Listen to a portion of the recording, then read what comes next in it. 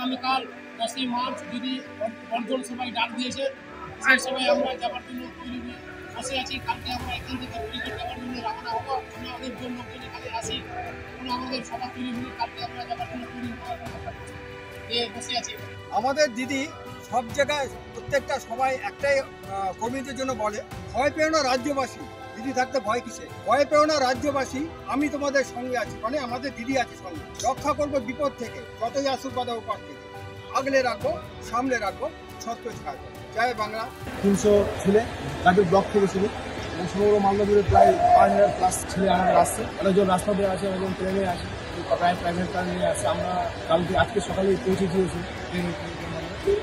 খাওয়া দাওয়ার সমস্ত ব্যবস্থা জনবিস্ফোরণ হবে কালকে ব্রিগেডে। আমাদের জননেত্রী মমতা ব্যানার্জি তথা অভিষেক ব্যানার্জির যে মূল্যবান বক্তব্য আছে তা শুনে আগামী যে লোকসভা নির্বাচন, সেই লোকসভা নির্বাচনে তা প্রতিফলন করা এবং এখান থেকে আমরা বার্তা, নেত্রীর বার্তা নিয়ে বা অভিষেক ব্যানার্জির বার্তা নিয়ে সাধারণ মানুষের মধ্যে গিয়ে আমরা তা প্রতিফলন করবো।